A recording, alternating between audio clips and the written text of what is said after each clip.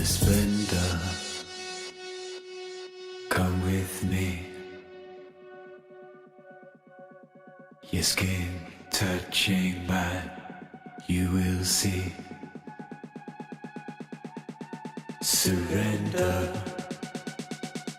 The lust is clear to see. Pulsing through our veins like electricity.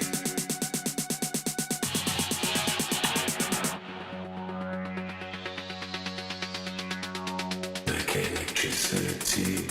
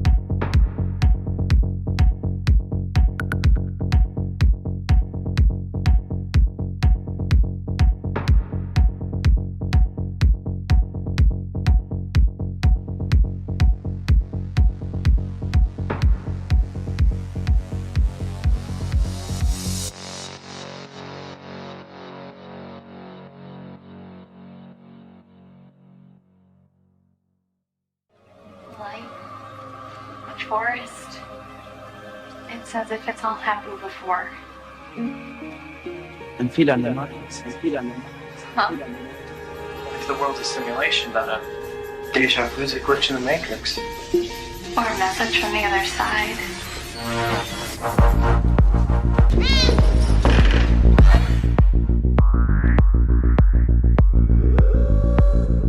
What is life but our brain's chemical perception? Your eyes see, your brain chemistry reacts. Here we just remove the middleman and we go straight to the chemistry. Call it a homecoming.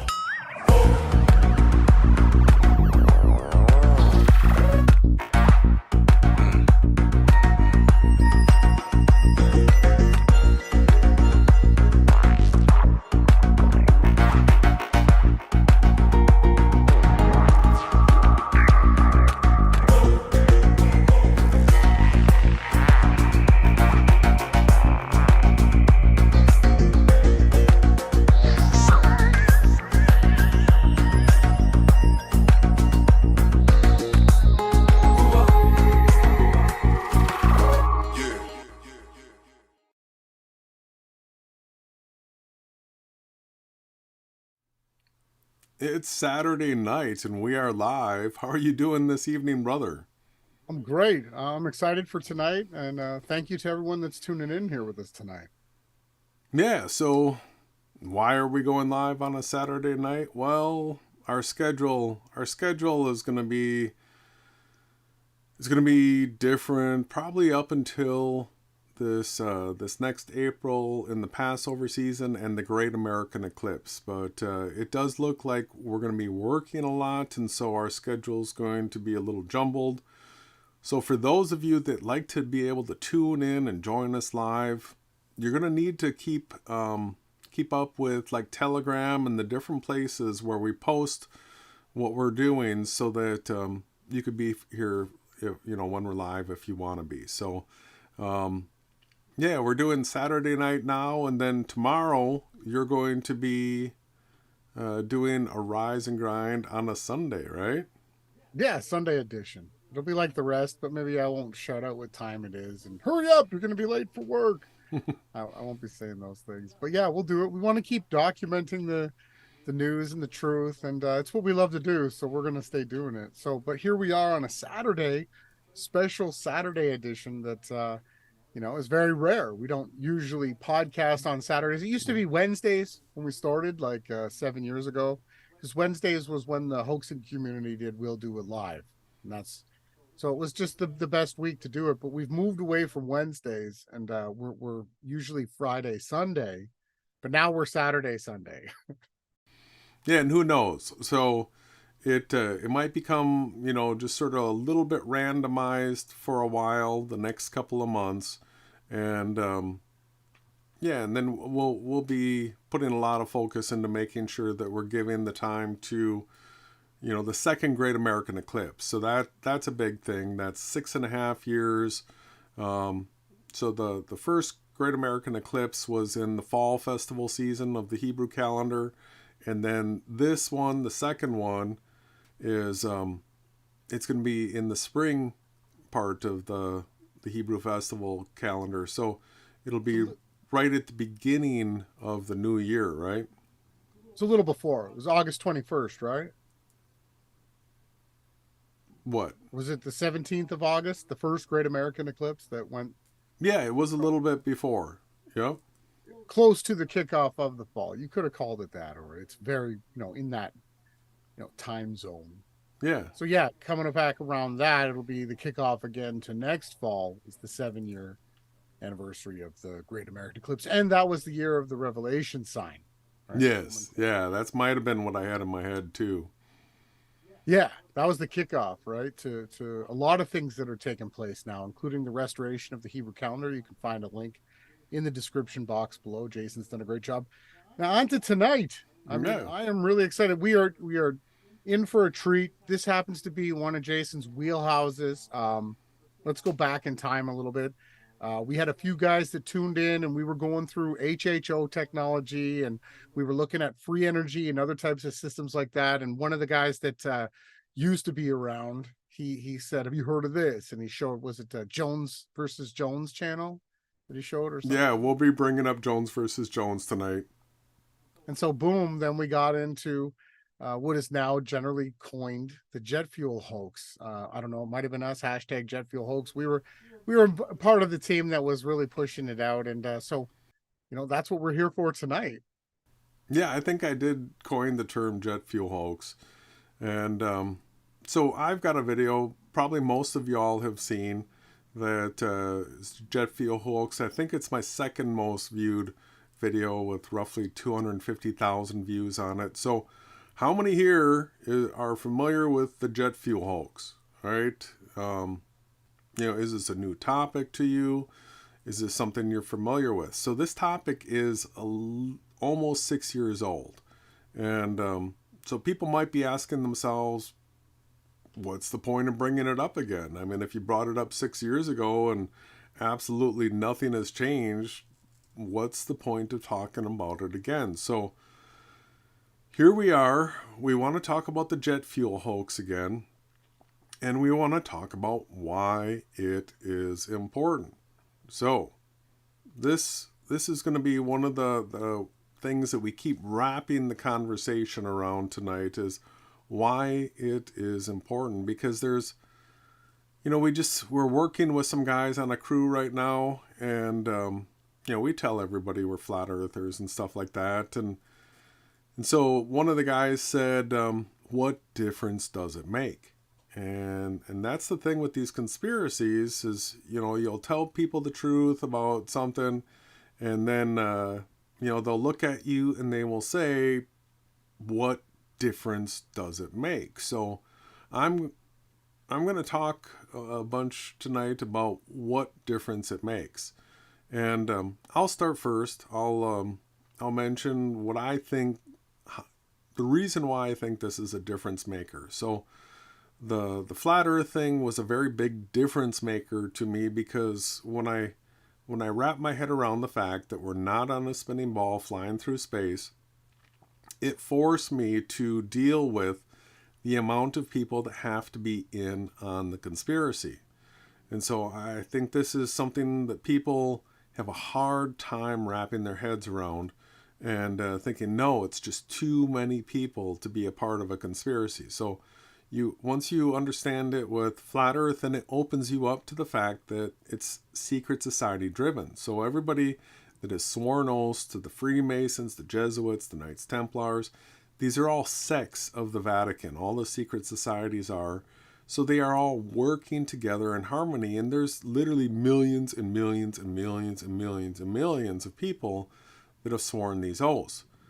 You understand this once you realize that Earth is a plane, and that all of NASA and all of the military and all these people have to be in on it. The government has to be in on it. The leading tech innovators, they all have to be in on it.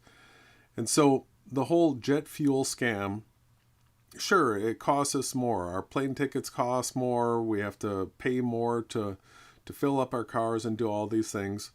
But for me, the big thing is knowing and understanding that here's another entire industry where everybody has to be in on it. That, the captains, when they have the stripes on the uniform and they wear the hat, that the guys that end up being able to be captain and co-pilot of these airplanes and ships and all the things that are going to be using these types of technologies we're going to be showing you all tonight, that they have to be in on it secret society wise. That's how they get the positions that they have, and they have to keep these secrets and oaths. We're at the pool and we were talking to some guy, and I'm a pilot and all this and that. So what we want to do tonight is we want to, for those that aren't familiar with the jet fuel hoax, we want to show you what it's all about, and go through the reasons why we don't actually have to walk up to the plane and test. We don't have to hold on to the fuel pipe as it's pumping gas, and we don't have to do these things, because there's ways to come to these conclusions just with research and using our minds and stuff like this, and pretty simple ones. And then, so once we've established that, we'll show you the ins and outs of the jet fuel hoax again. If there's any questions, we're happy to take them while we're live. I don't think we'll get through all the content that we have tabs for tonight, because it's a big topic, and I personally enjoy it. I think it's a fun topic. What about you, brother? Yeah, I think you might have to mute. I have to speak up a bit. So yeah, the jet fuel hoax, and why does it matter? I mean, I really do absolutely love these types of questions. So first off, it's a hidden technology, right? And so if you can even grasp the understanding of when North America was discovered, it was a total breakthrough. Everybody instantly became wealthy, the whole world, right? So when major paradigms shift, like understanding that we can create this type of power, has a monumental shift in reality for the positive, if done in a correct way. So what we see is that once these technologies can be engineered and figured out and shared throughout the entire realm with all of the inhabitants, it could be then downsized and scaled to generating power for homes, generating power for vehicles, generating power for cars, planes, every single thing that you could possibly imagine. All of a sudden become possible when you understand about vortex type technology with air compression. So why would they hide it from the world? Well, just because it's the same thing that these secret societies hide over everybody, over everything, so that they can keep all of the power, right, and rule over the rest of the slaves. So it is a huge revealing of the truth, another paradigm just completely shifter and breaker and boundary pusher. And I'm beyond thankful to be here tonight. I'm thankful that I was able to follow a path of truth, that led me to understanding that they're not using as much fuel, if any fuel, to do certain types of things, and that we can then use that power as well. For me, it changes absolutely everything. It could take us from being poor to an extremely wealthy entire population of the realm. Well, I agree. And the thing is, you know, the secret societies have such a grip on the world right now. I really don't think that by us sharing the fact that they're not running on the liquid fuel that they're saying they are is going to change the entire world now, other than for people to wake up to who's controlling the world and how evil it is, how truly, truly evil it is. When you see the types of things that are possible, how we wouldn't have to have the electric bill, how we wouldn't have to be filling up our cars at a pump the way we are. When you see these things, it should disgust you, and you should see that all of this is because of the New World Order, all these secret society scumbags. So if there's anything else, brother, or should we get into it? Let's go.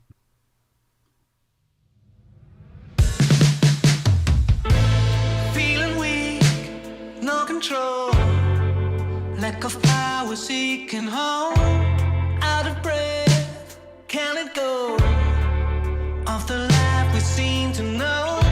I cannot deny it, I don't know why. We do it we like, so why are we losing time? Sometimes I just don't know why me. Sometimes I think I will. Sometimes I can't describe this fragile state I'm in. So what if I just keep lying here? What if I lose it all? What if I cannot find it? Put my back against the wall. Back against the wall.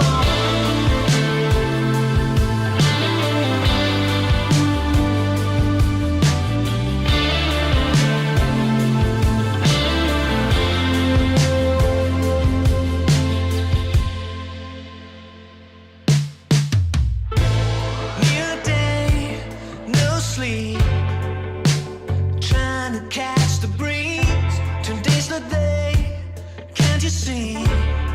It's in the air, we're about to breathe. I can't hide the feeling, 'cause I know why. Once you start believing, you'll never be losing time. Sometimes I just don't know why me. Sometimes I think I will. Sometimes I can't describe this fragile state I'm in. So what if I just keep lying here? What if I lose it all? What if I cannot find it? Put my back against the wall. Back against the wall.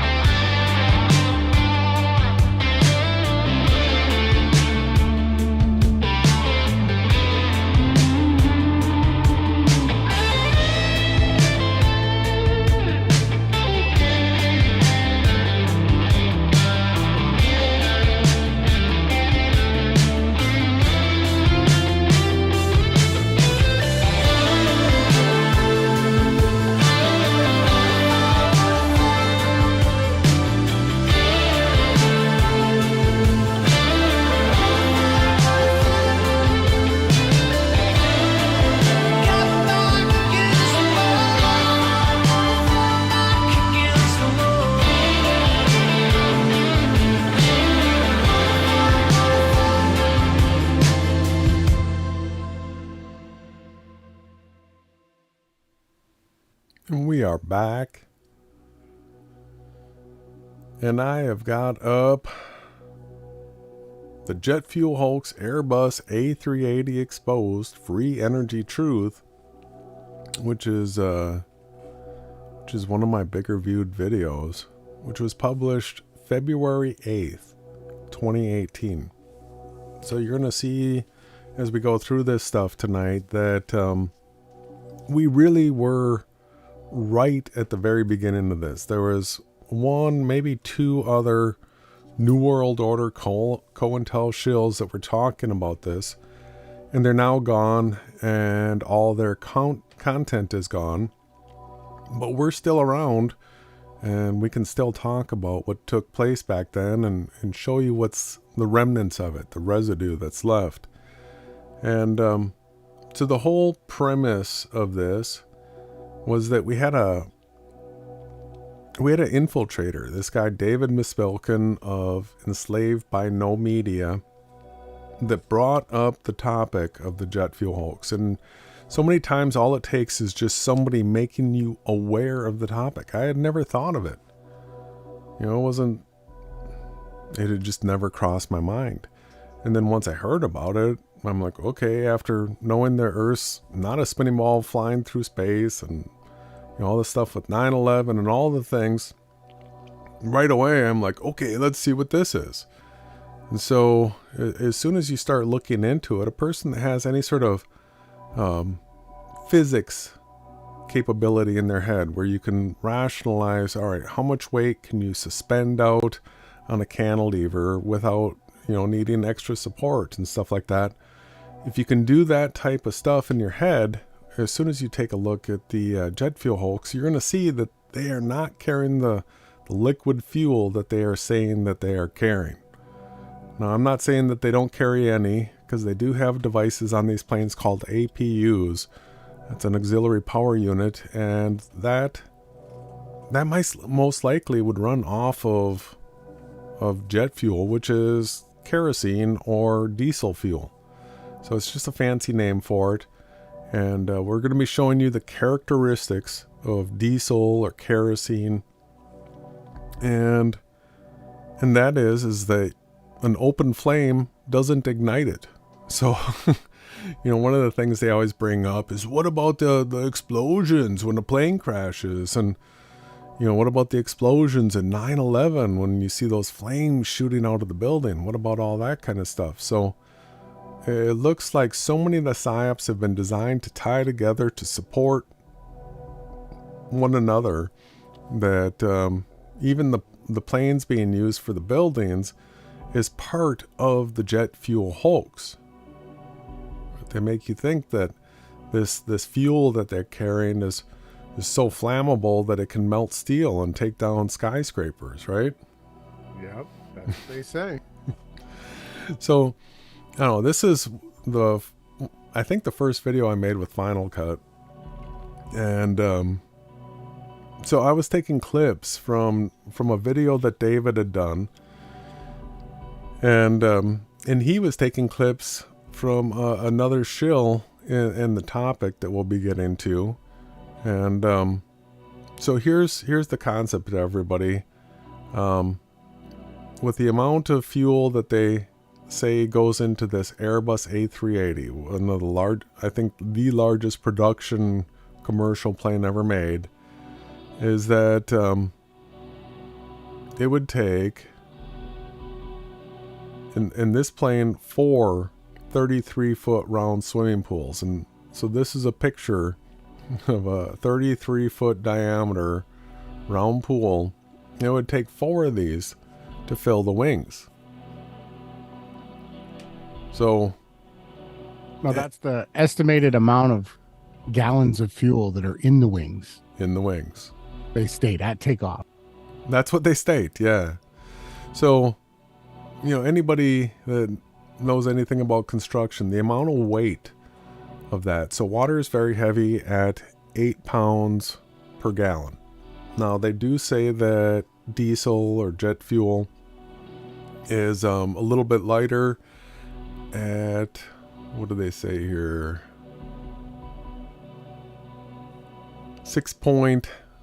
Right here it says 6.7. The Wikipedia article says 6.8. So a little bit lighter than water. All right, fine. But still, when you start talking about the amount of gallons that are supposedly in these wings, you're going to see some really astronomical numbers coming up, everybody. It's pretty darn crazy.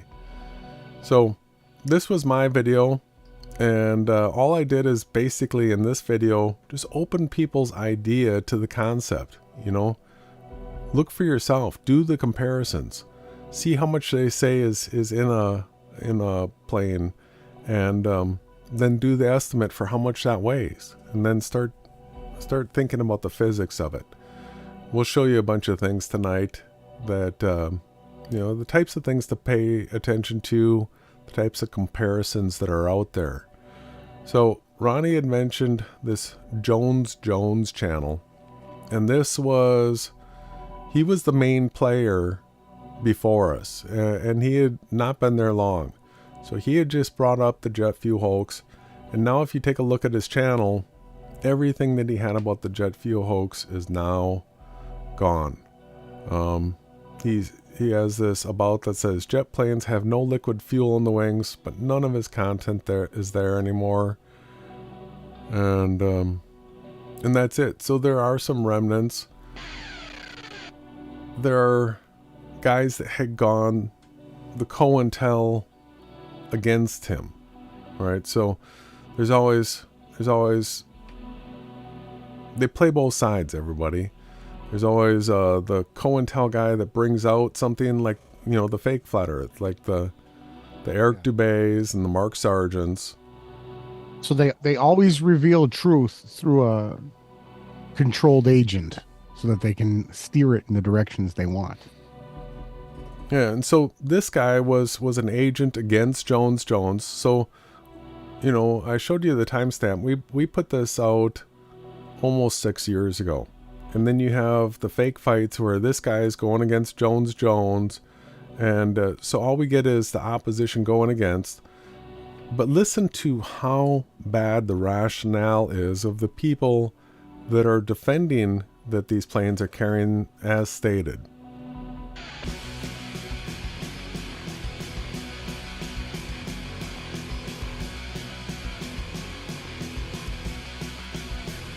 Let's remind ourselves what a 747-400 fuel tank system looks like.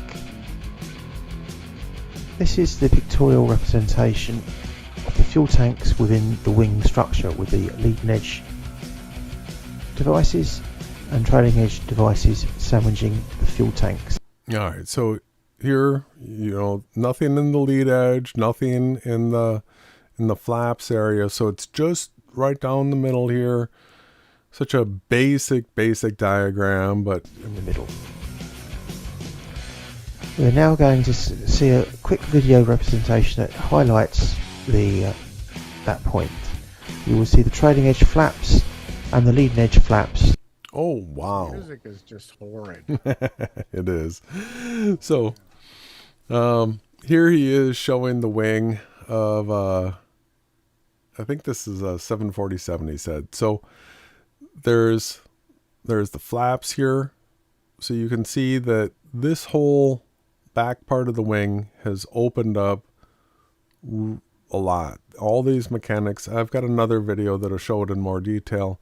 This leading edge opens up, so all you have here is this strip of wing right here that has all these bolted on lids, covers, all right? So from his diagram, this right here has to be the fuel tank, and we'll be seeing some videos from inside this area of the plane. And just keep that in mind. Are bolted to the front and rear of the respective wing spars, forming the fuel tank system down the centre part of the wing, the dark grey area.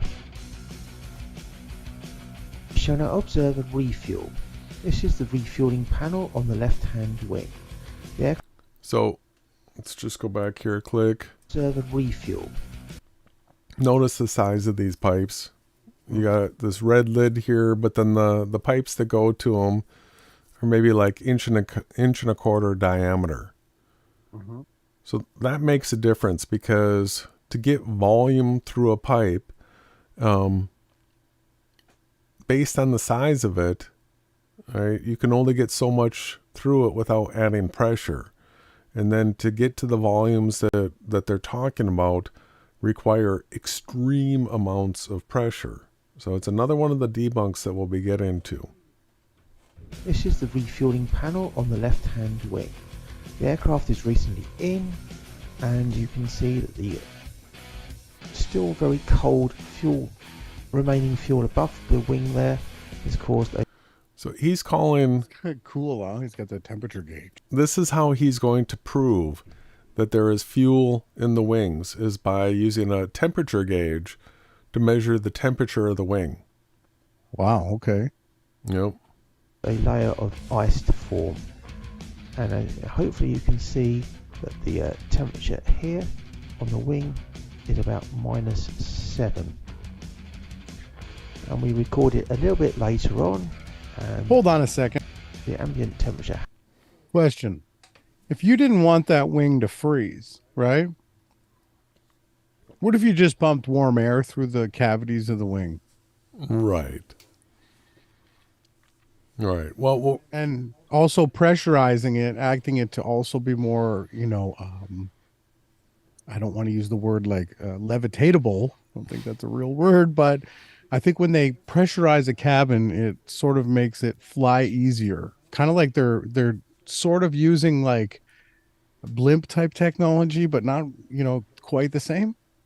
Well, hot air balloon is one thing that comes to mind.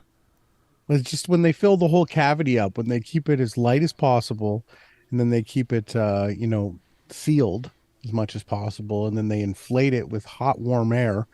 Probably helps keep the ice down, but it probably also makes the plane itself lighter, allowing you to maybe cantilever things further. It'd be interesting, almost like the body of a bumblebee. Yeah, absolutely. Now, interesting thing that you bring up is, so this temperature thing is going to be coming up because it's going to be another one of the debunks of the whole using Jet A fuel for these things, because the altitude that these airplanes fly at, the temperature up there is below the freezing point of Jet A fuel. So that's, yeah, I picked that one up this afternoon. So it's interesting that he's showing us the temperature of the wing, because the altitude that they fly at, guess what the temperature is, everybody? -40 Celsius to -70 Celsius.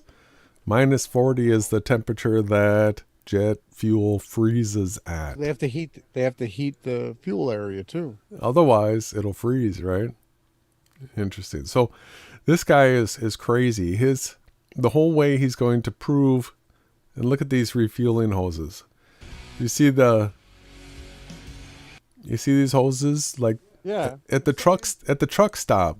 Yeah, it's not that much bigger than a diesel truck hose. Yeah. Yeah, at the truck stops, they have hoses like this for fueling up regular semi. But so this guy, he's going against Jones. He's saying that these temperature readings are his proof that these planes is the proof. It's pretty bad graphics on this channel, though, I have to say. Wow. You didn't like his music either, did you? Nah, the music was really wow. I mean, listen to this part. I find, so this right here is the guy proving that there is jet fuel. Watch. Dispel this disbelief of fuel being in the wings permanently.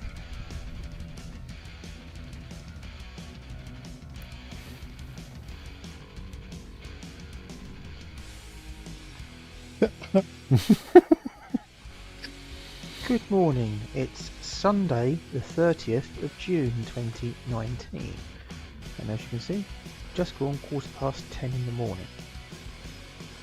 Here we gotta are. document that. Did it have the date on his watch too? 747. He probably did. He's gonna bring his watch out again. on the Okay. 29th of June. And let's see what temperature the wing is at present. Got that temperature gun again. As you can see, we are about 23 degrees, just shy of 23 degrees C here. Climbing up to through 23, up to 24 as we climbing as we go out towards the outer engine.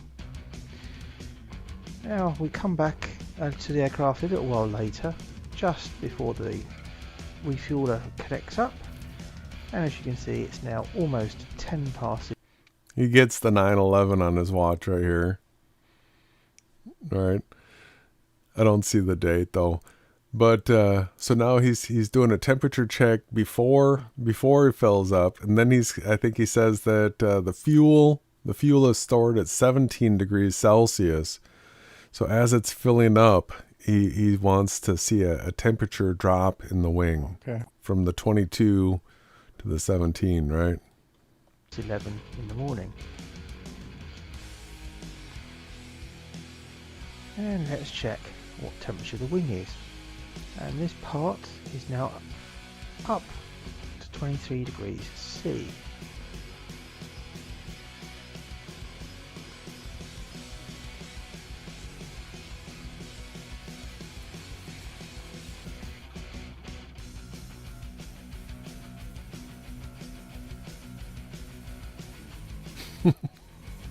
This guy is such a goof.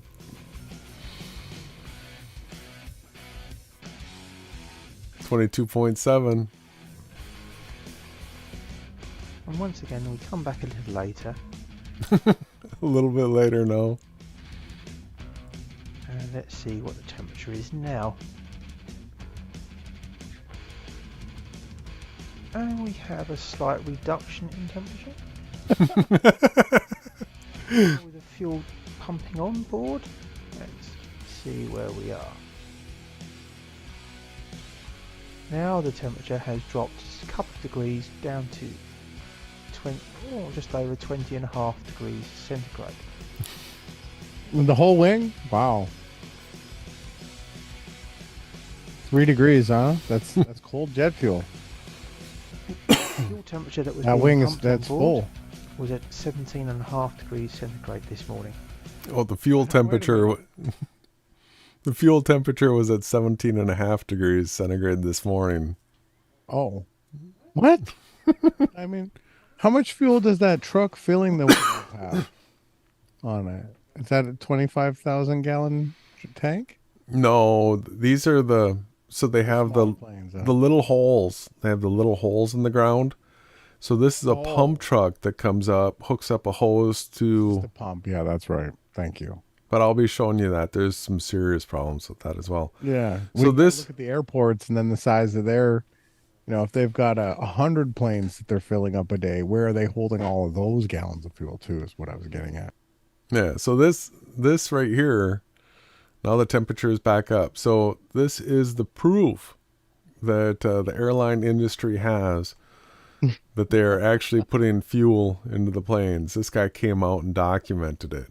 Wow. It'd be great if they opened up a wing and we could see signs that there had been a type of a gas fluid in there. There's easy signs that we could find.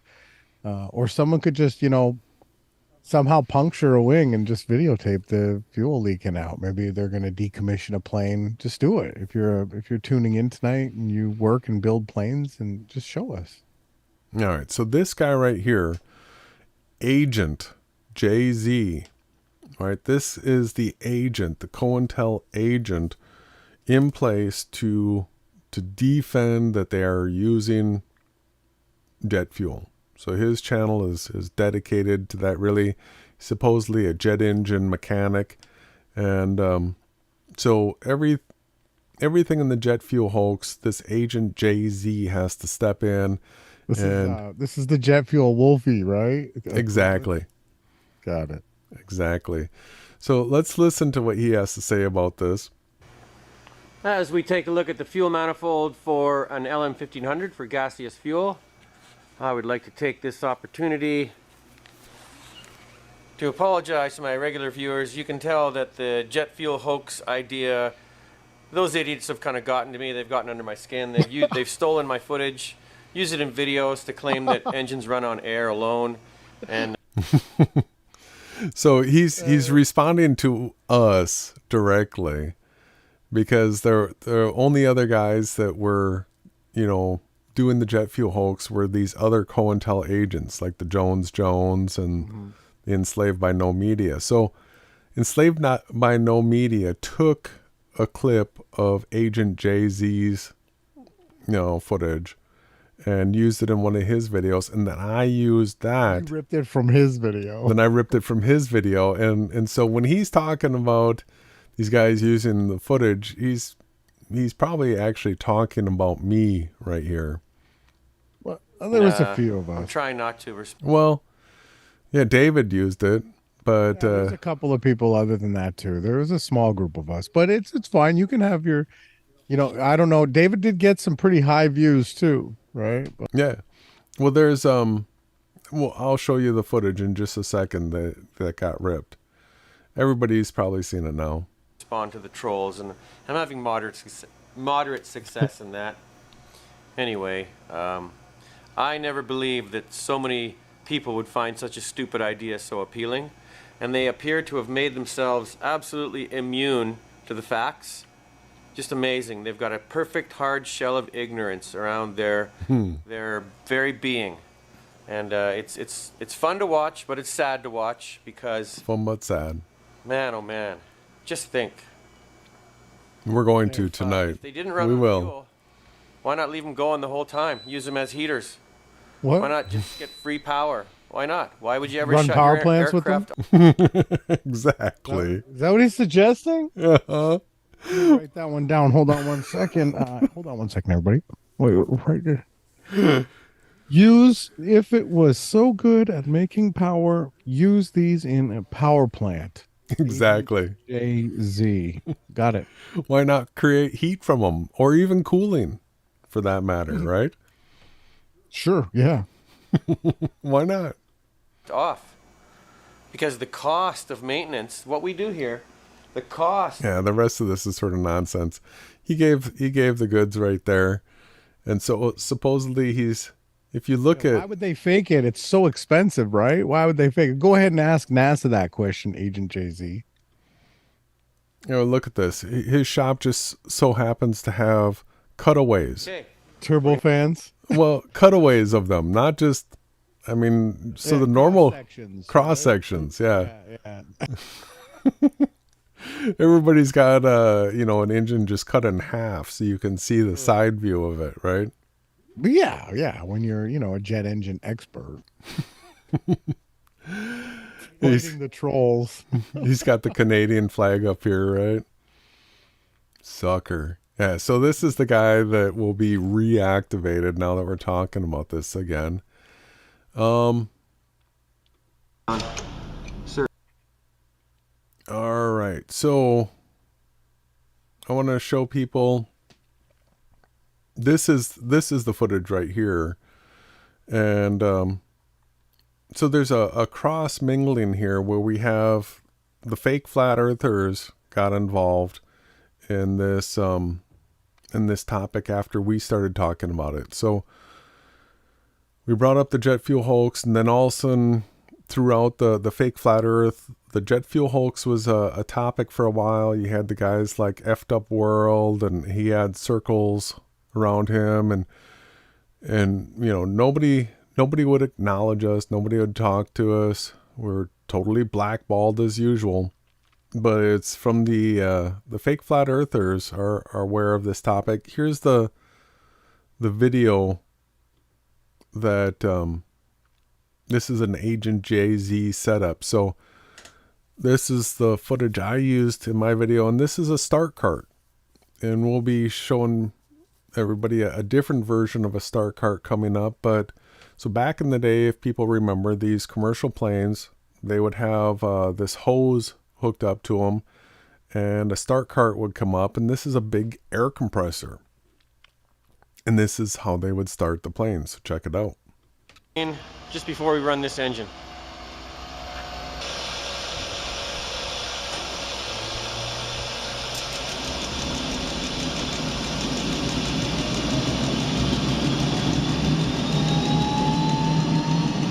this is the star cart starting.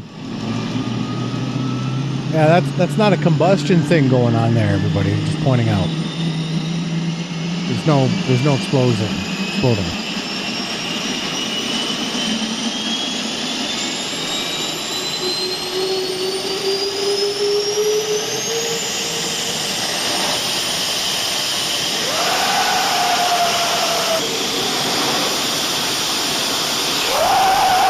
All right, so the air compressor got up its pressure, and now it's blowing its air into a turbine here, where this is now the crankshaft that's turning over the motor to get it up to speed.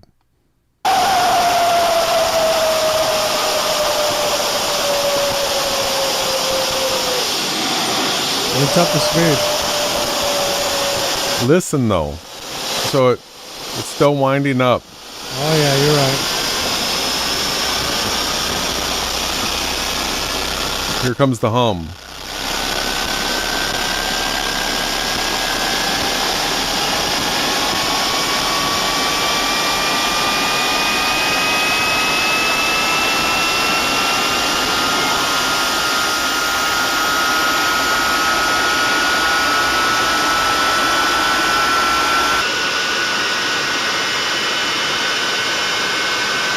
What just happened there? So now he's done with the star cart. This got this up to speed, and now this engine is running. Mm-hmm.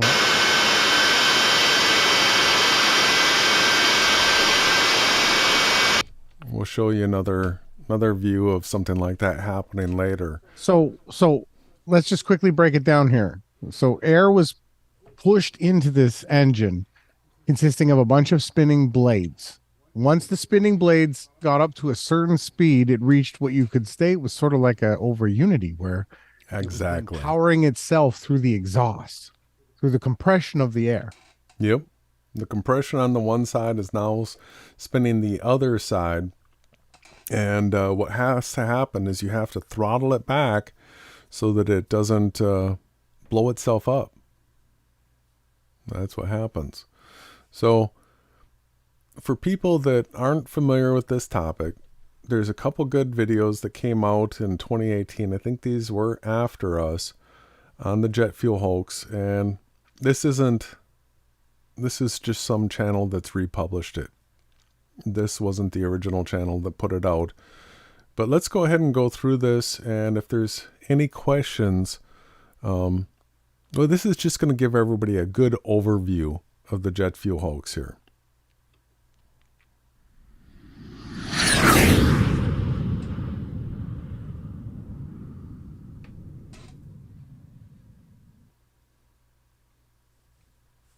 Greetings, fellow air travellers. This video is for everyone who has ever bought an airline ticket. I'm going to make this video as short as possible, but the large amount of information included will inevitably dictate the length, so please bear with me. Hopefully at the end of this video I will have convinced you that there is a deception going on right in front of your eyes. This affects every person that has ever travelled on a modern day airliner. If you're not convinced... I just want to stop right here and show people, we had this conversation today with somebody.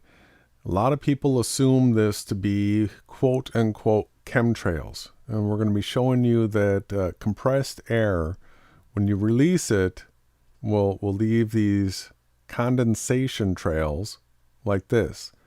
Now there are other things going on up in the skies, because sometimes they're not all actual commercial planes up there, and the video Chemtrails Are Demonic established that some of these things can be prayed away through prayer, right? So there's the whole we're being poisoned with chemicals narrative that comes out of the jet fuel hoax as well. Yeah, we're not on that team. We're against. Yeah, we are against that team. So yeah, the chemtrails can be also shown to be compressed air, and then depending on altitude and temperatures and moisture readings in the air, you can actually track and predict. You know, if you start looking into the science in a deeper way. I don't have the data with me right now, or I'd talk about it. But trying to understand that they're not going to all of a sudden be able to take these big, huge containers way up into the air. We're already talking about how they have a problem carrying all the gas. Now people are trying to state that they're carrying huge containers of poison that they're somehow spraying on everybody, even their own family and themselves, right?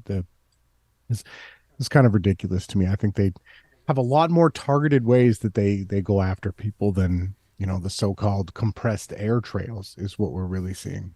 Mm-hmm. Then I hope that this information will have planted a little seed of thought that you can use later on when something else related comes to light. We have been told that the fuel for a flight consists of about 50% of the ticket price. We have accepted this information for many, many years. What if that information was wrong? What if the manufacturers knew this and chose to keep it quiet? We've all experienced walking up the airplane steps, stopping in the queue and looking around. We look at the wings, we look at the engines. All right, so let's take a look at this wing here. You know, estimated thickness here. Out here, 8 to 10 inches. Here, 12 to 14. Right? This is not a lot of thickness here. Stopping in the queue and look. You know, then the closer we look at the wings, closer you get to the plane here, yeah, some places you're going to have 1.5 feet, 2 feet. The A380's got an area that's like 4 feet thick near the airplane right here. But as we went out the wing, we could see that much of it was 6, 8, 10 inches, not very thick. Engines, and marvel at the size of these amazingly powerful pieces of modern technology. And then there's the flaps. Sometimes we also see the fuel being pumped into the wings. We think nothing of it. But what happens if we put our common sense hat on and take another look? The Airbus A380 is a truly amazing feat of engineering. In a purely bums-on-seats configuration, this aircraft can take almost 900 passengers. That's a lot. A typical coach takes about 50 passengers. So the A380 can take approximately 18 coach loads of people. That's a lot of people. According to their own specifications, the A380 can take 323,525 litres of jet fuel in the wing tanks. That works out at roughly 260 metric tons, or 130 tons of fuel in each wing. That's a lot. I'll let that sink in for a minute because that is very, very heavy. That is the same as 16 red London double-decker buses on each wing. Or to put it another way, a herd of 22 fully grown elephants on each wing. How does that sound to you? Pretty incredible, right? But you can look this information up in the specifications and check it for yourself. Most of us have seen a plane refueling. They connect 1 or 2 hoses underneath the wing, connect that to a pump on board a refueling truck, which then pumps the fuel from underground tanks. This takes about 45 minutes for a full load. We never see the amount being pumped because the tanks are not visible. Let's make them visible and see how that looks. It would take 16 of these 20,000 litre trucks to fill the A380. Where does all this fuel go? In the wings, you say? Okay, let's take a look at the wings, and you tell me where you think it all goes. This is the A380 wing. Pretty huge. Let's put a fuel truck next to it. And another. And another. And another. And 4 more. Just for this wing. Another 8 go into the other wing. Can you see what I'm saying? Now let's take a look at the wings on these aircraft. This is the new Dreamliner taking off in a spectacular fashion. Observe the thickness of the wings. How many fuel trucks would fit in those wings? It's good okay, drone flying. let's take a look at the fill rate. To fully fill the A380 takes approximately 45 minutes. To fill an Olympic-sized swimming pool takes about 4 days. I think people are going to be really excited. That is 2.5 million liters of water. So this video does do some nice comparisons. So he's going to show you the comparisons of filling a pool like this. The capacity of the A380 is about 8% of the volume. 8% of 96 hours is 7.6 hours. That's a lot longer than 45 minutes. So maybe the filling equipment is much faster for a plane. Let's take a look. This is filling a swimming pool. And this is filling an aircraft. To fill the tanks of an A380 in 45 minutes, you would have to have a pump and a hose that could pump 7,189 liters of fuel per minute. You see that is then your pressure. All right. Let's look at something that pumps at about half that speed. Now the plane, now the fire hose. Don't you think that filling that wing with that sort of pressure would just rip a hole right through the top? It's only made of aluminium. So far, we have no room for all of that fuel. An incredible weight of fuel and a filling procedure that makes no sense whatsoever. Time to take a look at moving around with large bodies of liquid.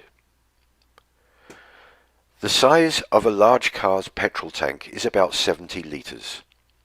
Don't you sometimes wish that your petrol tank was bigger so you wouldn't have to fill up so often? There are reasons why this is so. Number one, the weight would drastically reduce the performance of the car. And number two, the amount of fuel sloshing about in the tank would seriously interfere with the road holding whilst going around corners.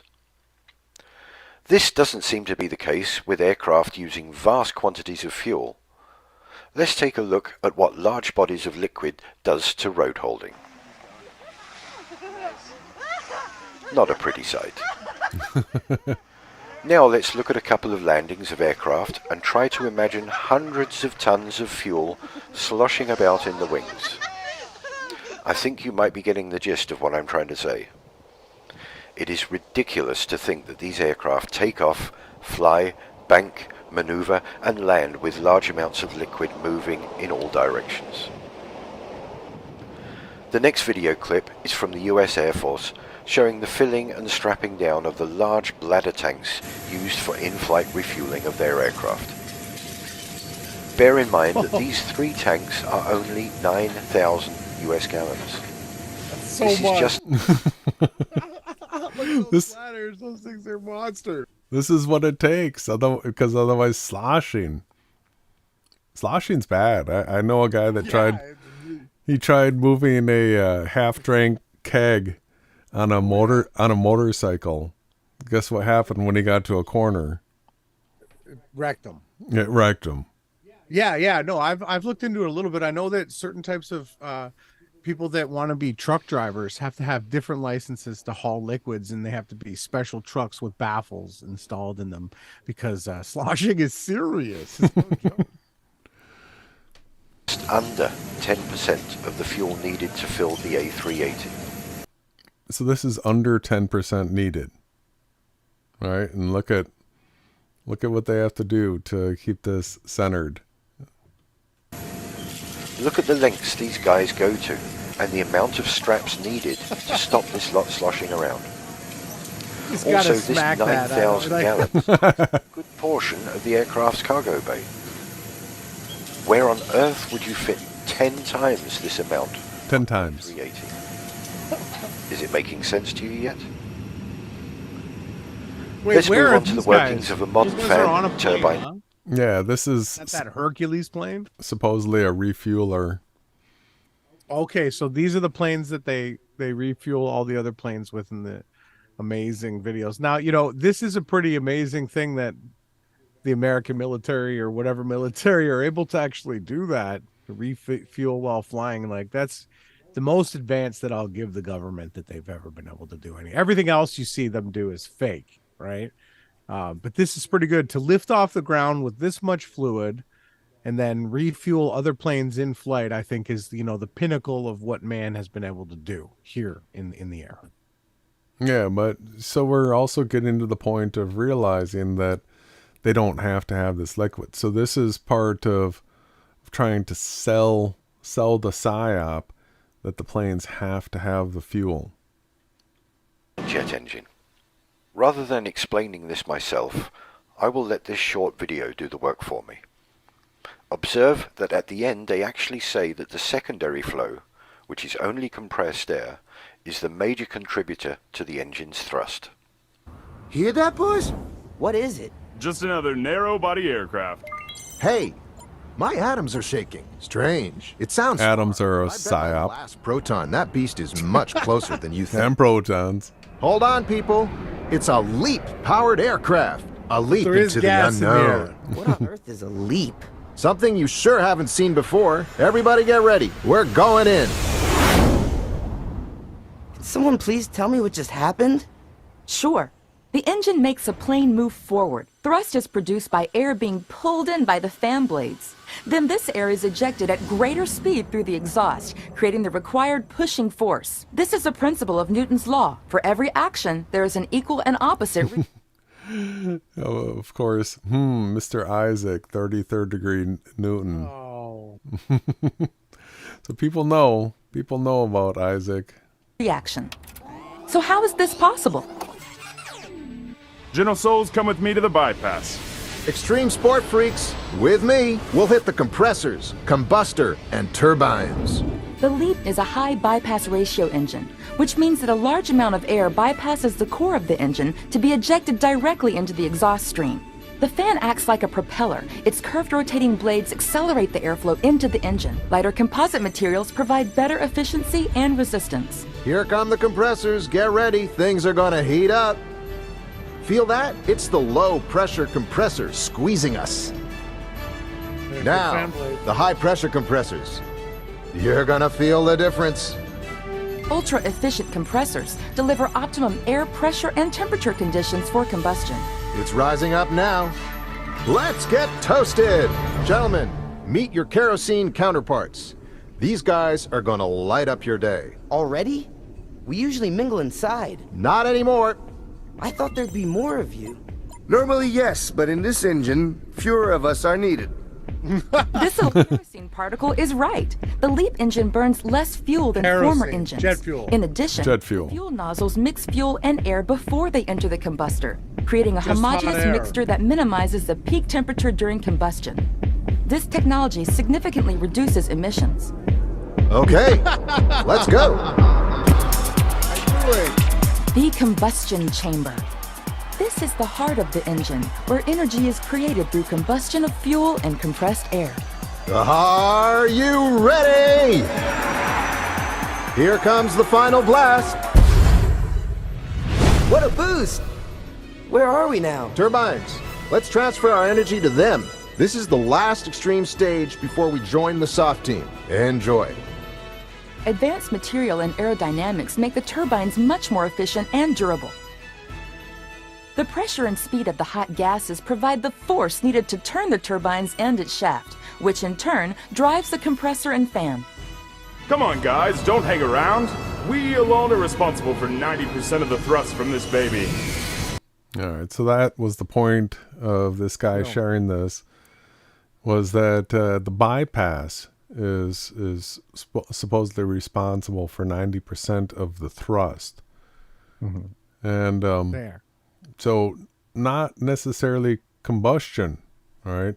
Mm-hmm. They're already... And we knew that they were going to come out with the jet fuel hoax as, well, we've now invented it now that it doesn't need to use fuel, so now it is environmentally friendly. So now you can't call out the people that are flying to the different, climate change meetings, because all of their planes, all of their boats, everything that they're using is all free, clean technology that they're just keeping from us.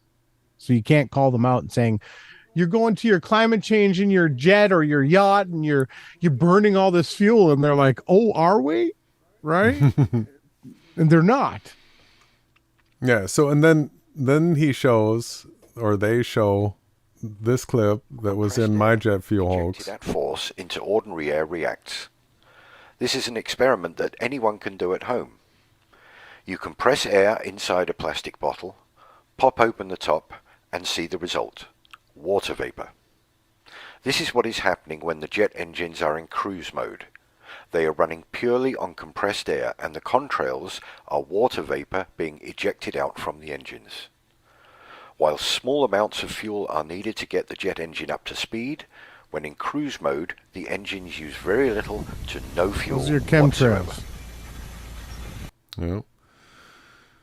So that was a decent overview of the jet fuel hoax. Now there is a part 2 to that jet fuel hoax. I don't think we'll watch the whole thing, but we're going to point out a few things regarding the fuel tanks. Let's see what else is said here. Yeah, it's about the performance package. What performance package? Yeah. What the fuck do you need? We're gonna put rocket thrusters on it. For real? Yes. What are they gonna burn? Nothing. Ultra high pressure compressed air. Just air? Cold gas thruster. What are they going to burn? Ultra high pressure compressed air. Yeah, cold gas, right? Is that what you're saying? Mm-hmm. Did you have to have air tanks, or are they Yeah. just sucking the air out of? Okay. Yeah, it's an electric pump. Whoa. Pump it up to like 10,000 psi. And how fast are we talking? Bull. 0 to 60. How fast do you want to go? I want to go. We could make it just instantaneously. fly. I want to go back in time. Could make it fly. You make it fly. Sure. Compressed air can make it fly, huh? Play a few sections of this video coming up, but this guy claims he's inside a 747 fuel tank, and what I want you to pay attention to is the loud banging noise that you can hear, because this guy's working above him. Now bear that in mind when I've said about the noise of the fuel going into the tanks. Also look at the ducting pipes. He tells you where the fuel's pumped between the wings to balance the system when in flight.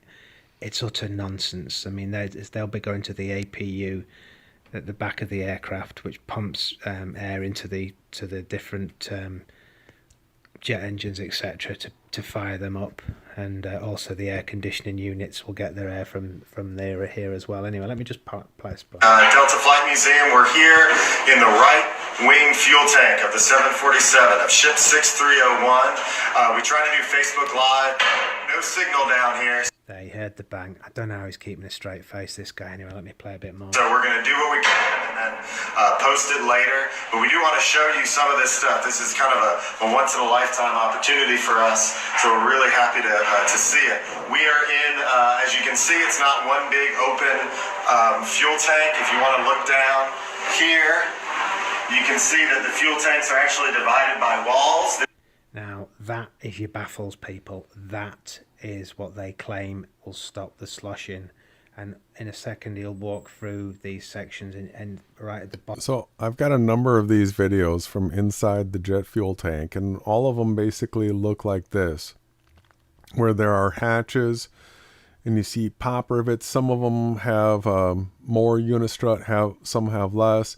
But then you see all the conduit that's penetrating the walls, and then you see all the wiring, and then you see the mechanical pumps and all that kind of stuff, all in this open air like this.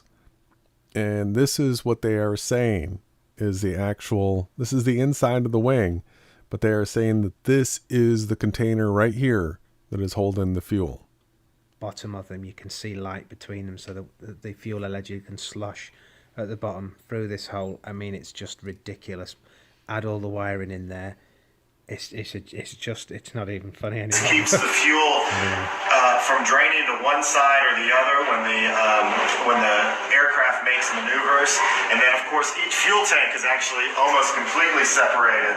And there's a series of pumps and hoses that. This is.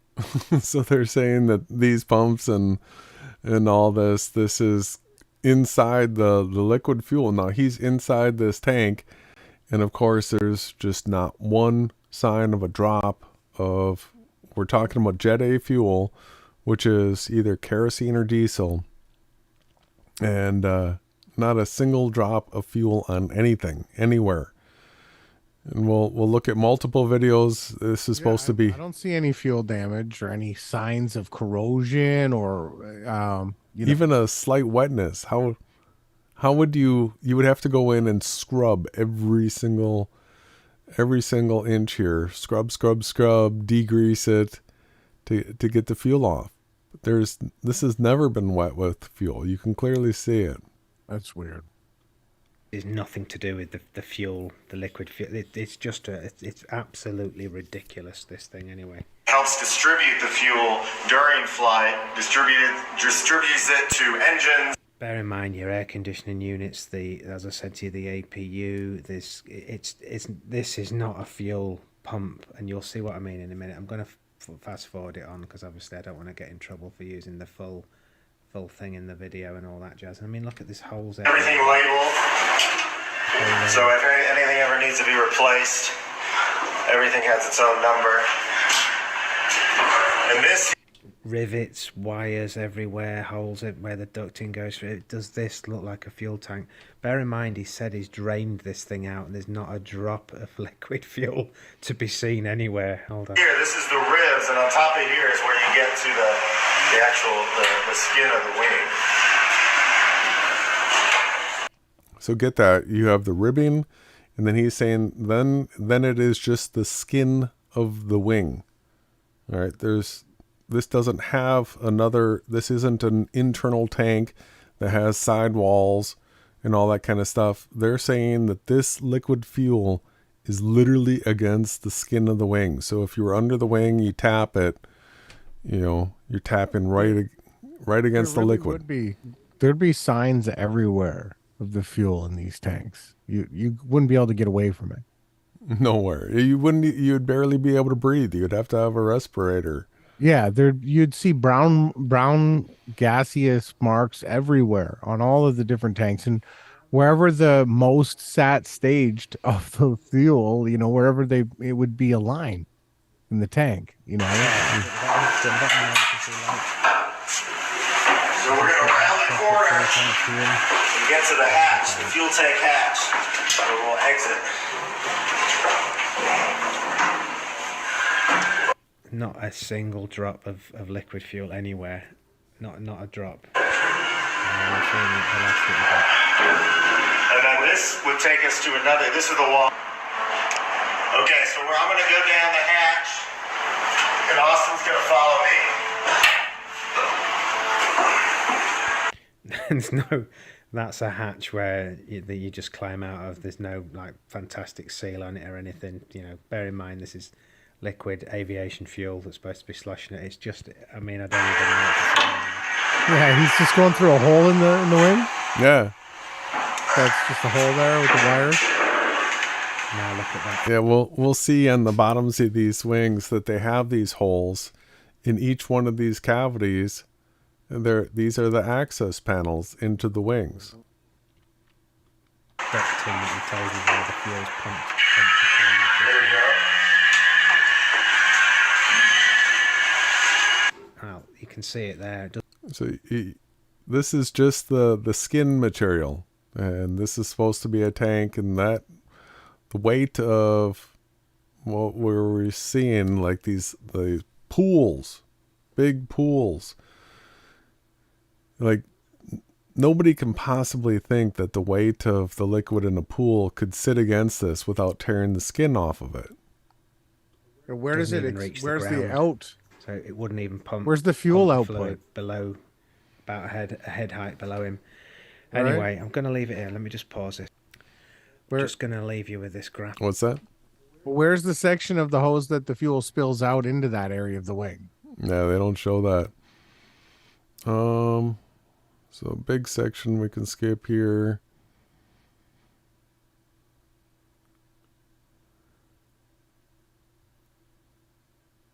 He shows some guys refueling. We got better stuff than that to go through. All right, so let's go ahead and move on here. More jet fuel hoax stuff, of course, coming from Flat Earth Spaceman. Right, Flat Earth Spaceman is the name of this channel. 3 years ago. So connecting flat Earth to the jet fuel hoax, going through a lot of the same stuff that we have. This is the clip from Miss Spilkin's video that I used in mine. Here's another clip that we both used. Here's that air starter. So this is all the exact same stuff from us. This is supposed to be a flat earther. He does actually. This is from my video here, but of course no reference to us. And then this guy copied basically everything we did. How hydrogen implodes. There was something that he he had this footage. So this is in St. Martin. I've actually been here. I didn't get to supposed fuel is stored. I didn't get to see a 747 takeoff, but I did get to see some planes landing here at this beach. There's a little bar there, and people hang out because the landing strip is really right up near the water. Now this is a 747, and so the whole thing with the jet fuel hoax, everybody says that it's running on fuel because it's screaming hot air, right? All the, how does a jet engine work? It says that this is hot air coming out of these engines. And so this is another way of debunking that it's hot air coming out of these engines. Check this out. Next time you look at an aircraft, try and find the scorch marks under the wings from all of the super hot gases. You won't find any. The small amount of hot gas being ejected from the combustion chamber is surrounded by cooler, compressed air. So that's a super huge important point. Let's talk about this quick. When you run a compressor, when it's compressing, the air that it's compressing, that gets hot. But when you release compressed air, it comes out cold. And that is how air conditioners work. All the nonsense that you hear about air conditioning, it all comes down to the fact that a compressor heats things up, and releasing compressed gas or liquid creates coldness. If you have a air compressor, fill it up, and then when you release the air from the tank, you'll notice that the air valve becomes very, very cold. Even releasing air from a tire becomes cold. If you have a can of compressed air and you're dusting off your keyboard, the air that comes out is cold. So when you release compressed gas or liquid, it gets cold. When you compress it, it gets hot. So these are turbines that are creating compressed air, and it's releasing it, so the air coming out is actually cold. If it was hot, the point is these people would get scorched, but they don't. Watch. Don't you think that these people should be in hospital with nasty burns from the super hot gases?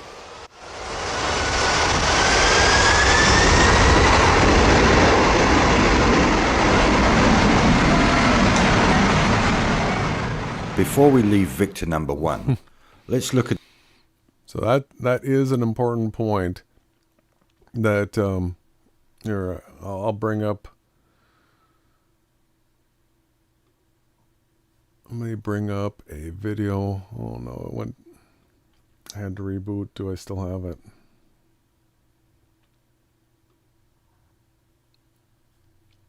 I do. I just got to resize it. So this was another one of the jet fuel videos that I did. It got a community guideline strike though. And so I don't have it on the channel anymore, but I had downloaded it. And we did have a live stream that we had done about it. So another way to know that these aren't using fuel and that this isn't hot flames coming out is pay attention to these commercial airplanes at cold airports where they have snow all around, because what happens is they start up these engines and they get them warmed up and running, and they never melt the snow that's around the engine. In fact, we've got footage of them testing the engines Like right here, this plane, I don't know, they ran for 10-15 minutes, and it never melted any of this snow back here. All it did is just blow it around.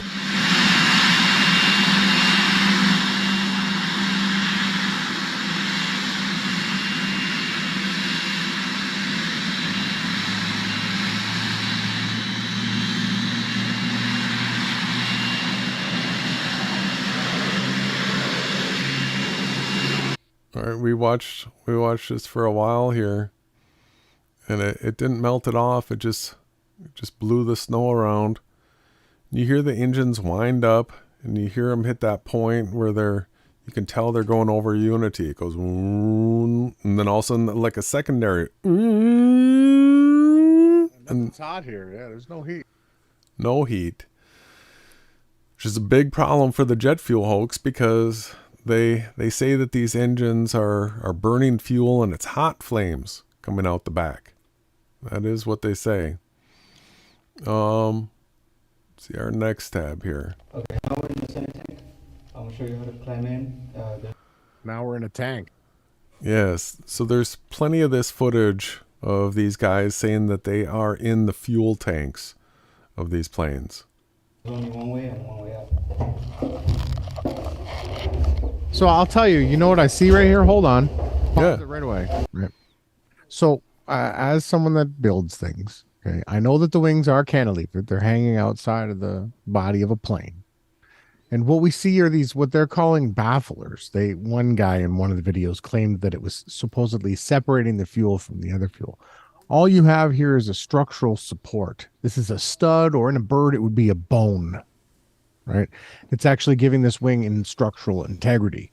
And the fact that it's hollow, probably they pressurized this. But again, we didn't see too many serious seals. Even with the gas supposed being in there, you would need a good seal if you wanted to fill it up with air too, would you not?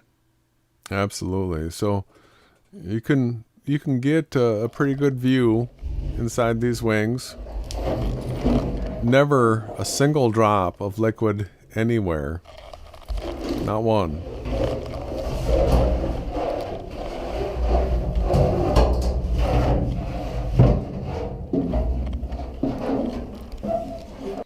Just crawling around. You see. Be a horrible job. I don't know. Not for me. Not one drop of liquid in here. So what's coming through the wall? The conduit. Bunch of conduit. A bunch of strut. This is all strengthening. Some tubes. Are those air tubes that we're seeing? Yeah, look at our connectors here. Yeah. Right, we've got 2 wires coming to open bare wire here. This is supposed to be in the fuel tank, right? Yeah. You see all the electric, every type of system. Put that bag on there? What's that bag? That's protecting something that they don't want to get wet. Yeah. Is that where the wing attaches to the plane? That we got a bar. Yeah, there's a bunch of these. So like, this guy is telling you about it being a fuel tank. He's to see it. We are in, as you can see, it's not one big open fuel tank. If you want to look down here, you can see that the fuel tanks are actually divided by walls. This keeps the fuel from draining to one side or the other when the... All right. That video got used in the other one. Here's another... Planes don't run. Here's another fuel tank. So these are the COINTEL shills that come along and say, oh yeah, they do run on fuel, and here's the tank right here. So there's so many different ways that you can go about debunking this, and so they're doing a fuel tank replacement here, and he's gonna show the underneath. He's gonna say that this is hidden in the floor, like in the cargo hold area. Run on pixie dust. Yeah, that's a fuel tank. That's what we're talking about today on Plain Simple. So So hold on a second, though. I mean, that would be a tank that you would expect to run the APU unit. Yeah. Yeah, absolutely. I mean, you can't fit 25,000 gallons of fuel in that. Is that what he's trying to, juxtapose? Yeah, so he's gonna show you the space that it goes into here. The stuff that makes it work. Tiny tank. This is a view that most people don't get to see. Wow. This is a view of a fuel tank. This particular fuel He's so tank proud. is... He's going to show where this fuel tank goes down. So let's go back a click here. And a fuel tank. This particular fuel tank. So this right here are the tabs. And this is like maybe like 3/16" steel with no angles. These are just tabs. I do believe I see the studs to the bottom right. Is hidden. See right there? Mm-hmm. Those studs right there that you see on both sides with the post. Mm-hmm. That's what they're going to bolt this tank to. Yeah, but they're gonna sit it down here. So he's gonna show what this is. Out of plain sight, and that's because it lives under the floor. Right now we're standing in the cabin.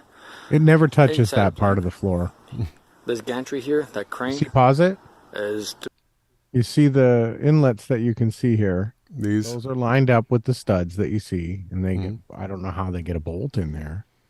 to be able to lift that fuel tank. They get a long bolts from its in hole. from the This outside is all the way floor through the you're- tanks. Maybe. And below all that, down there is the skin of the aircraft. That would be the out.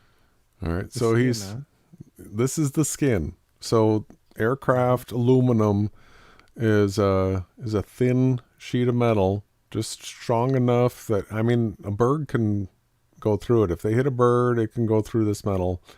It's got some, strength to it, but it's thin. And then this is the framework.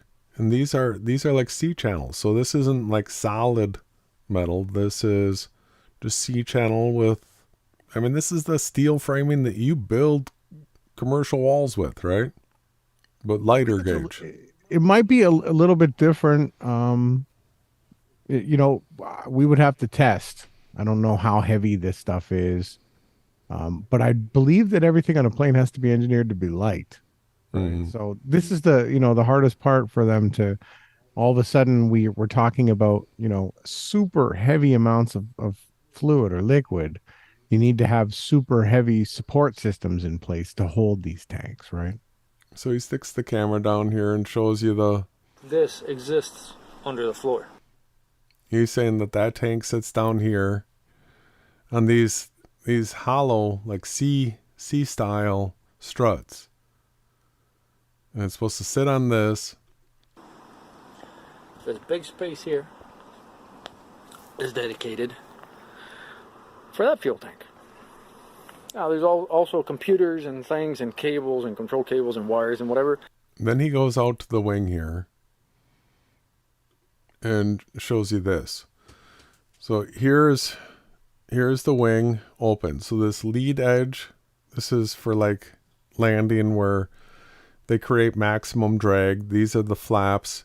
So the lead edge comes out like this, and then you can see all those holes. These are the types of holes that we saw the people crawling through to get in and out into that hollow cavity area. And then the whole back area is the flaps here. So they're trying to suggest that this right here is all fuel tank. And then each one of these lids, you put them on and you just go ahead and fill it up. And that, you just fill that whole wing up with liquid. Do they use like some kind of, do they like put the circle inserted into that and like pop rivet it with some kind of a sealant, or how do they get that sealed so that they can fill the wing up with fuel if there's all these holes in it? I mean, the last thing you would ever want in a fuel tank is a bunch of holes. The whole floor of it, that it just doesn't, something's not adding up here for me. Every foot they have a hole. I mean, what? Listen to him. Wing of this particular aircraft. This is the wing tip over here, and we're looking under the wing towards the fuselage. And all these holes that you see here starting from almost the end of the wing, all these holes are all access panels to the fuel tank. Why would you want to have 1,000 access fans? Like, you don't want to have, you want it sealed. You only want one penetrating access point that carries the fuel in, and one that takes the fuel to wherever you need it. And if you did have to make an access hole to it, wouldn't you put it on the top, not the bottom? And have... That makes more sense. Right? So you can see the wing. Here's the leading edge, flaps, trailing edge, and all this section here, the whole length of the wing, is all one big fuel tank. Look at this. It's got all the conduit, all the wires. Come on. He's going to stick the camera up. Inside, they're not individual compartments. That is all one big cavity with structure inside. See? Let me get shine some light at this. Looks clean. Clean, not one drop again. Any oil or gas or any residue from any liquid. And they'll say that these right here are the baffles, but this is how you make it more lightweight. Those are studs. They're structural supports, right? You need bones to hold those wings up. Yep.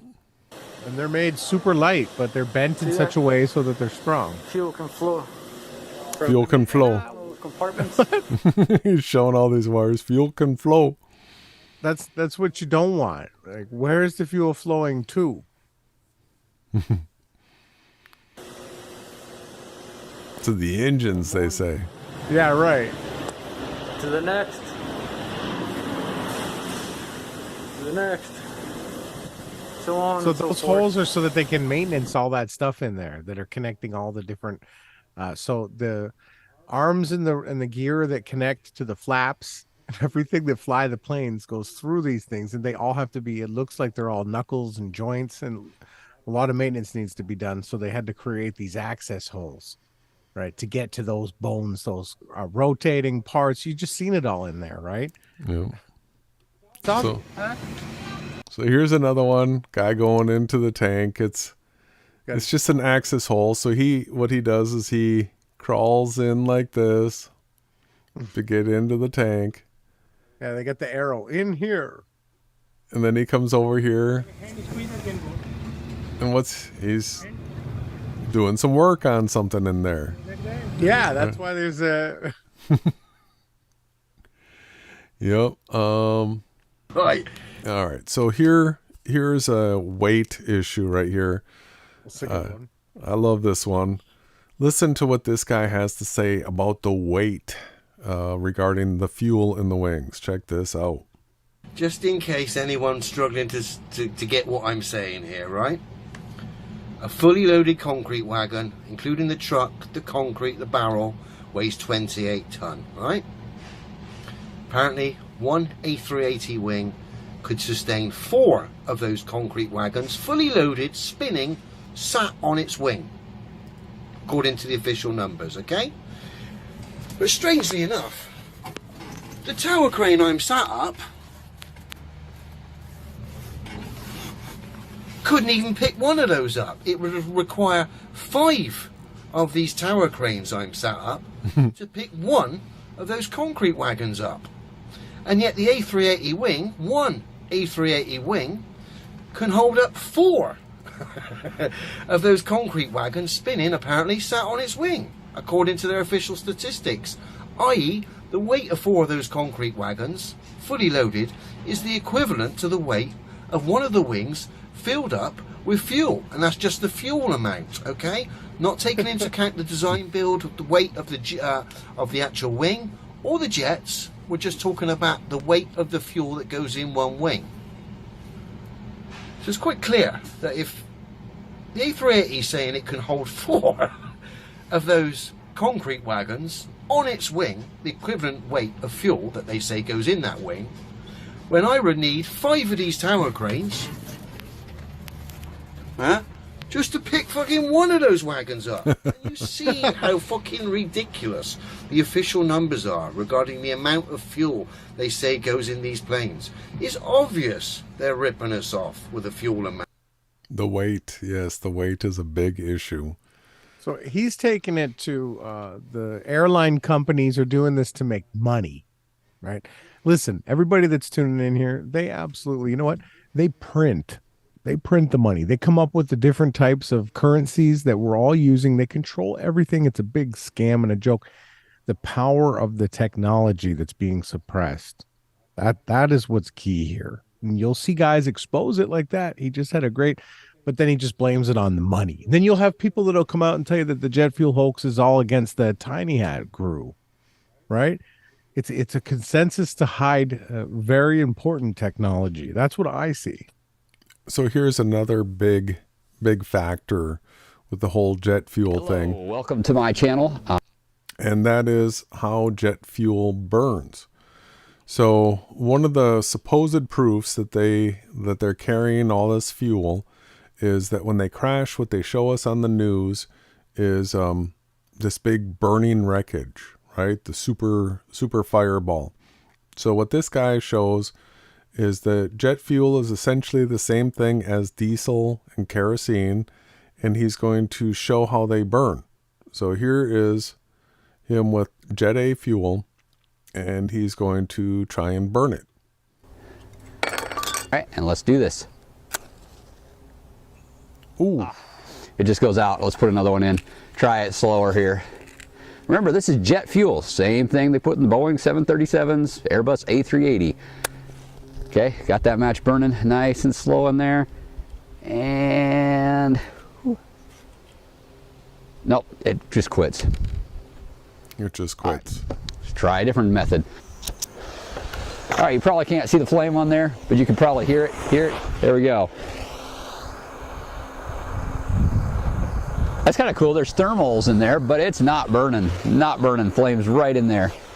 Okay. So why is that? So brave. Well, do not try this at home, anybody, by the way. Well, that's the thing about diesel and kerosene and Jet A fuel is how safe it is. Yeah.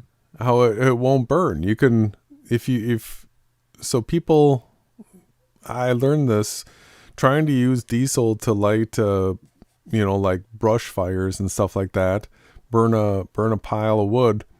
And, if you just pour the diesel fuel on there and you try to light it, you end up with the exact same problem he has right here. It won't burn. Just smothers out like worse than water now. Yeah, totally. But you do something like put it into a yard sprayer and pull the trigger, and guess what? Ooh, then it goes. So regular gasoline though doesn't need to be atomized. No, that stuff will, people that put a bunch of gas on a fire and then throw a match at it, woof. Ooh, it's going to go up. But this is kerosene or Jet A fuel. You're showing this is it's a diesel. Differently refined, diesel fuel. It's atomized. So in a jet engine, they have nozzles that spray it in a fine mist. Fine mist, it'll burn. All right, let's try that. So changing my setup, I got a little squirt sprayer and we got the propane torch going. If you can hear it a little bit, it's pretty quiet. We're gonna try spraying a little bit of jet fuel. There we go. Now it works. Atomize individual atoms. Okay? No. That's what not atoms. So well, you can't see atoms, right? He's pressurizing it and misting it. There's no atom. Yeah, but they call it atomization when it sprays like that, right? Mm-hmm.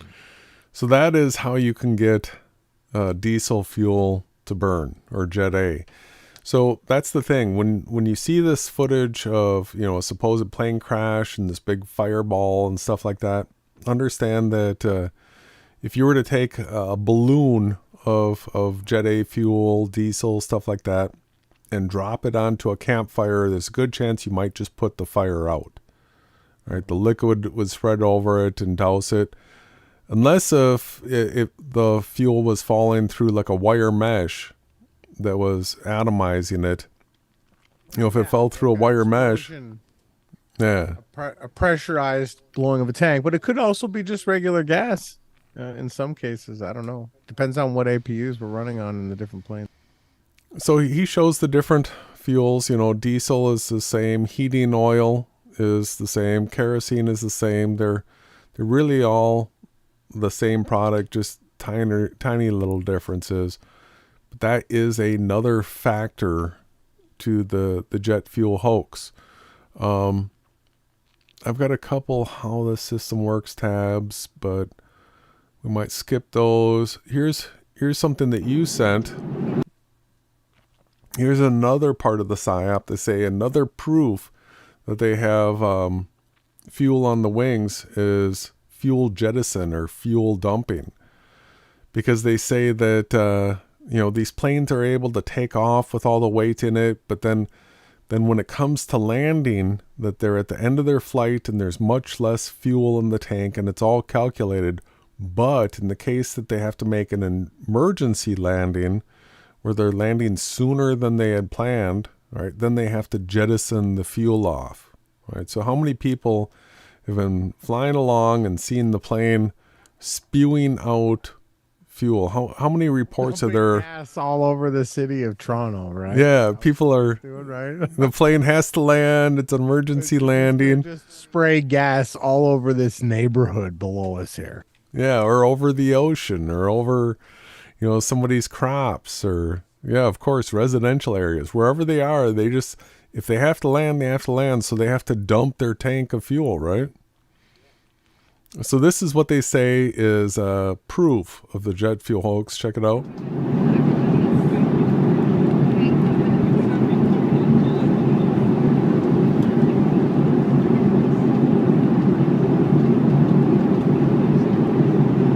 What are the chances that this is not a liquid fuel that they're spraying out of this right here, but this is either warm air being released in cold altitude or cold air and warm altitude, right?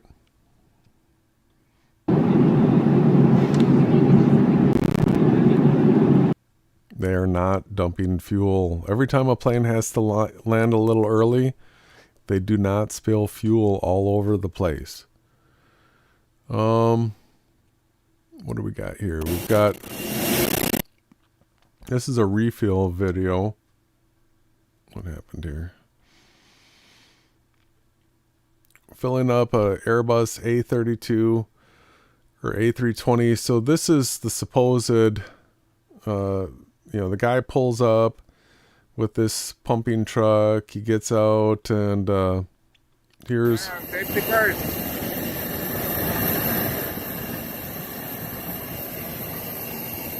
Company. Here's his hose. He's gonna hook it up to their tank connection over here. Temperature 42 to 45. Ganun kalamig. Hapon na dito pero mainit pa rin. Grabe, humid. He says, come on, they're not putting as much gas as you think in the wings. Of course, the jet fuel hoax is real. All right, this is interesting. So he takes the lid off, and this is the pipe that we see here. So that's the other end of the pump. Well, he's going to put a nozzle on over this. Now let's think about this. So this has a lid on it, and are we to believe that this tank is under pressure below? Because this is at the top of the tank. I mean, would this all of a sudden just start geysering up fuel into the air? Or do they have to suck the gas out of this tank? Watch how he puts the head on this.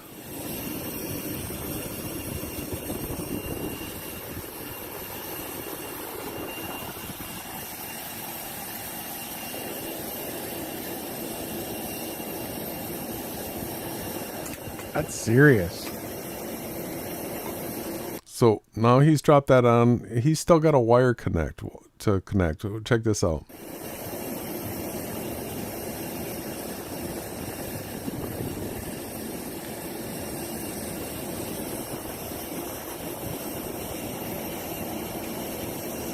What? There's no room. He can barely see the bottom. He just, boom. I guess he's got it connected. That was great. Hmm. So then he He comes around, he sets up his flag. It's safety first, all the time safety. And so then here's the hose that he's going to hook up to the plane.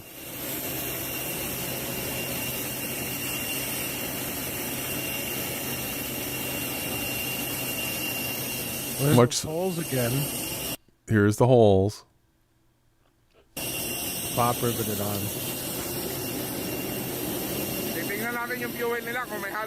This is the sampling box. So most of this video,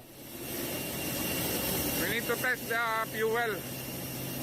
because safety, of course you have to sample the jet fuel before you put it into the airplane. So apparently they don't sample the jet fuel as it arrives to the airport.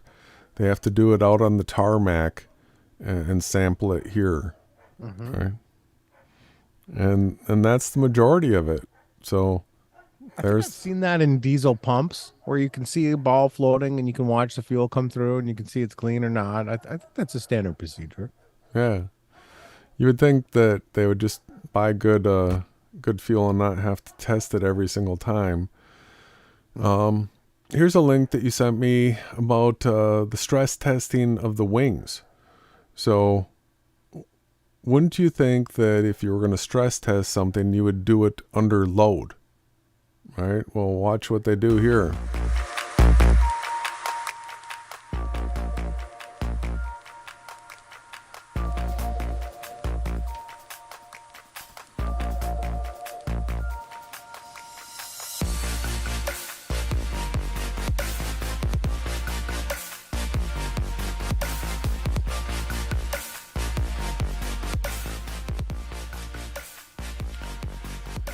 So they make a mock-up of the plane to be able to stress test it. They've got all these points. They're going to pull and tug on it. But they need to test what it would really have to do. And wouldn't you have to have the fuel in it to see how it would react? Because it's never going to fly empty, right? If it requires fuel, it would never fly empty. But that's the way they test it. So when they test it and it fails, diesel fuel should pour out everywhere. Right. Right? Because then they know how much fuel they can put stress onto. Right, exactly. That would be its limit. But look at the way they bend and contort these wings. It's so incredible, right? It's incredible engineering. Yeah. But there's no liquid in there. No liquid. All right, look at how much that wing can bend. Wow. That's amazing. But we saw the design. So it has the vertical struts, and then every single part of it, how much that material will bend without breaking is important, but it's very flexible. That's the reason why it doesn't break, is because it's flexible. That means it can't be carrying a heavy load. Right? It's still got to carry the weight of the engines themselves, which are very heavy. What do we got here? So this is an interesting aspect of the jet fuel hoax, considering cold fuel. And so supposedly this is, an airplane crash, January 17th, 2008, a Boeing 777 crash on landing just short of its destination due to apparently fuel freezing. So this sounds like a problem.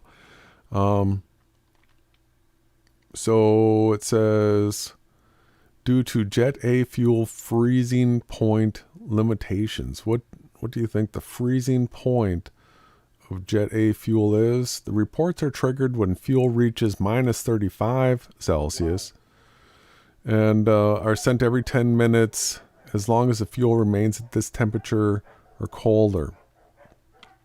All right, so cold fuel trends. In the U.S., the jet fuel most commonly used is Jet A.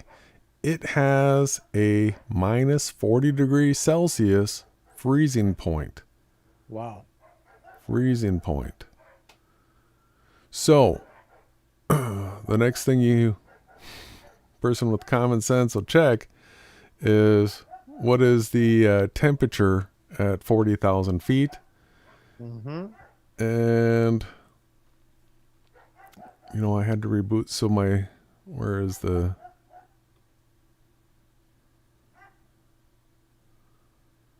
This is not the chart. There is a chart, but I had a better one. You could look at images, but...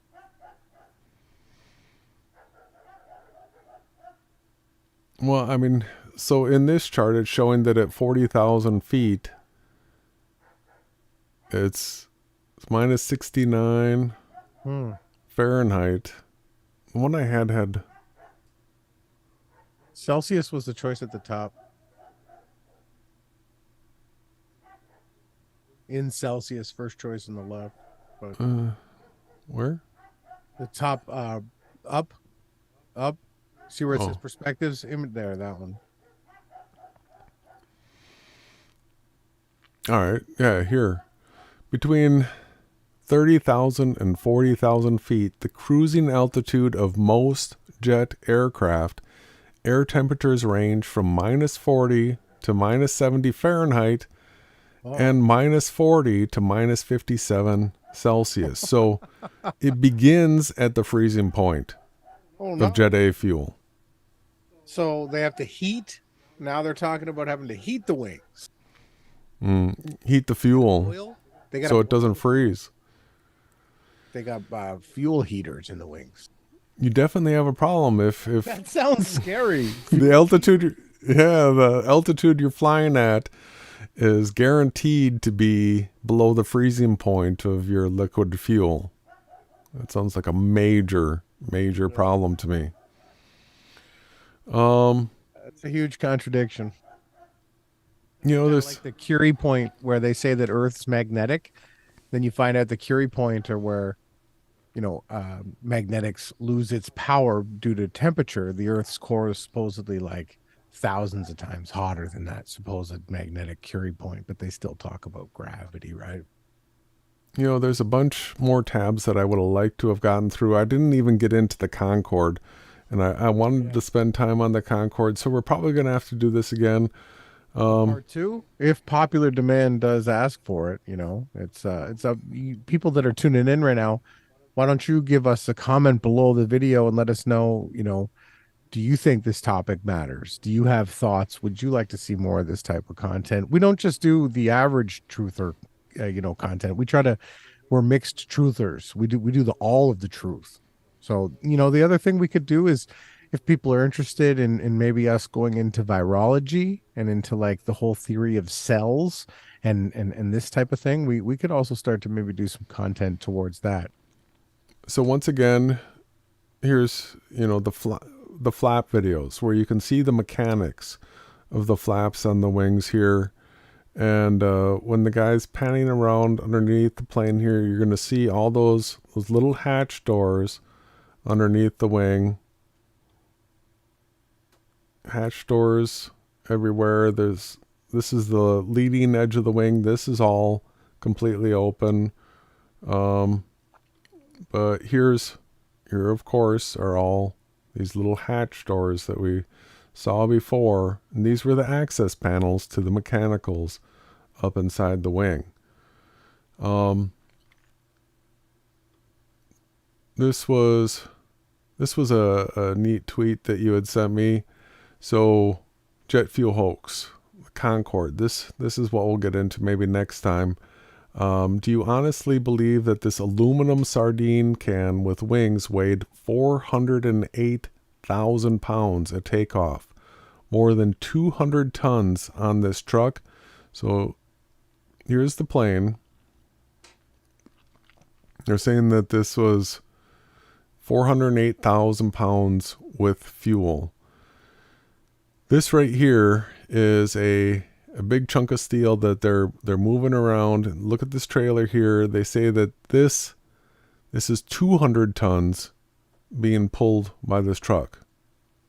Look at what it takes to be able to move 200 tons, and they're saying that this is over 400,000 100,000 pounds. Those little tiny wheels there. Yeah, there's so much to get into in this topic. Really, it just keeps going. Yep.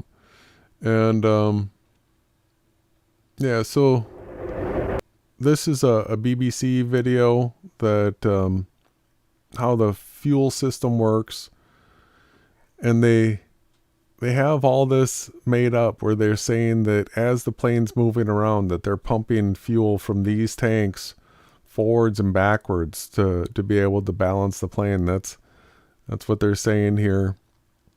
But we'll get into the Concord.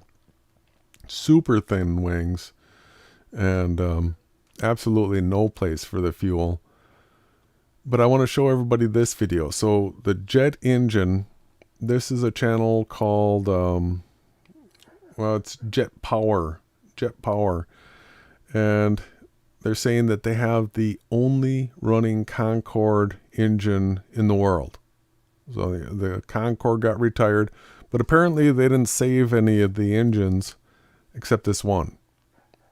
You know, why would you not want to use that engine somewhere else? Well, these guys have one, and they're going to show you it starting up. So look at the setup that this guy has here.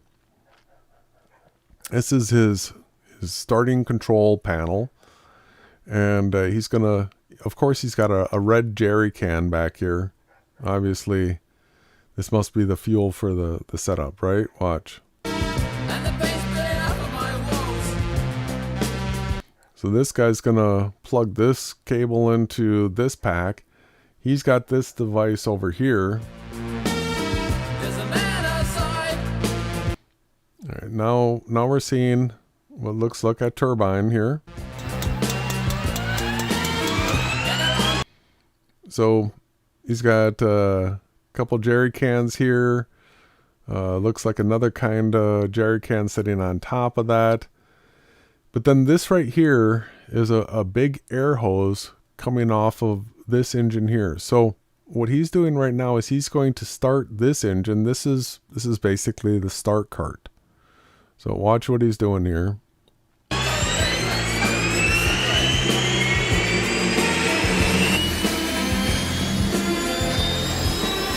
So you take a look at this.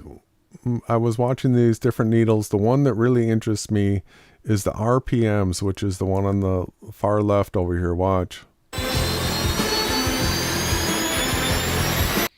So he's got the RPMs going up, and right up here at 100, you got the yellow line and then the red line. Watch what happens and listen. So once it got up there, the needle just pegged, and you hear it go.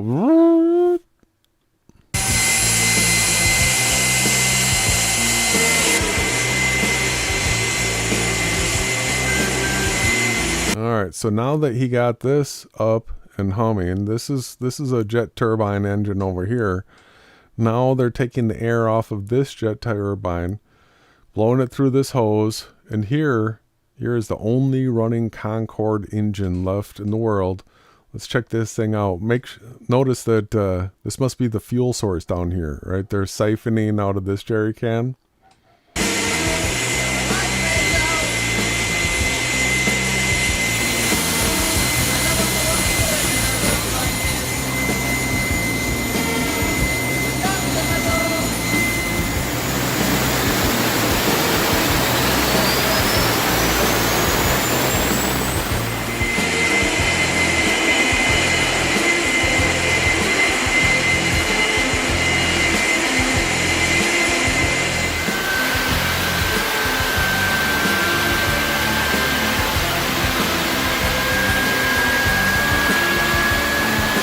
Listen.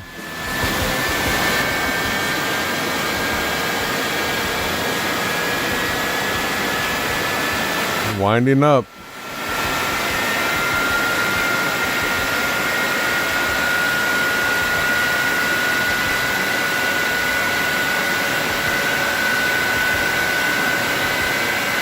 Keep going.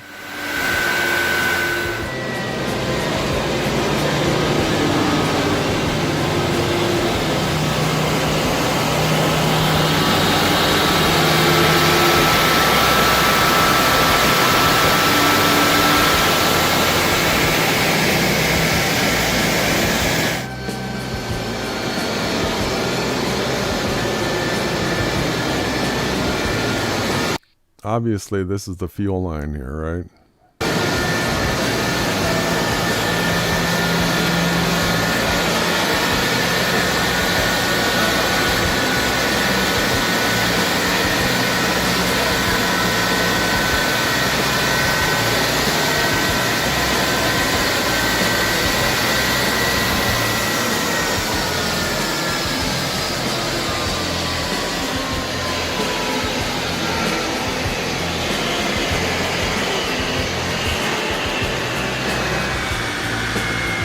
That's it? That's it.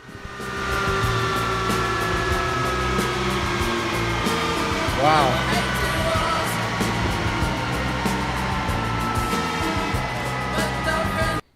So they started big air intake, really small fuel intake. Yes. They started this turbine over here. They used the air from it to spin up this Concord engine. But notice it wasn't exhausting out the back real hard. There was no flames shooting out of it. It didn't torch and blow everything over behind it. So based on watching videos like this, you can see that they get the engine up and running where once it gets to a certain compression, it when it releases that compressed air, it goes over unity. It keeps itself running. And you could actually see that they had shut off the air in the hose. Right, the hose has gone slack here, but the engine is still running. So they got it up. It was running. It wasn't getting air from the start cart anymore. And the engine was going. Now, if you had a big fan on this, now all of a sudden, with the power of this thing running, that fan could then blow lots of air, and that's how commercial airplanes work. Now, like Agent Jay-Z said, if you could get one of these things to run and it just kept running, why wouldn't you make power with it? Right? So that's a great question. How come the rest of the engines from the Concord aren't at power plants? Well, they probably are. Actually, that's where we will, maybe next time, we'll get deeper into that topic. There's a very good chance they got these things spinning up in power plants, of course, yes. Absolutely. But making the steam technology is still super powerful, and there's just an abundance of water, too. Mm-hmm. But, so, there's a good chance that the commercial shipping, a whole bunch of technology. I think they even have these types of engines and some of their tanks and stuff like that now. But there's no reason that this type of technology couldn't be in our vehicles, just scaled down. We don't need 150,000 even on the small foot-pounds of torque, right? It's still really loud. Well, we just have to look into it more, right? It's a good topic to get into. To scale down and look at other ways to use this as power. Definitely for powering things in all aspects, right? All right. Well, I guess that's probably going to be it for this episode of the Jet Fuel Hoax Revisited. Yeah, it was great. Thank you for the presentation. Thank you, everybody, for tuning in. You're only going to hear this content on the Yahawashai News Networks.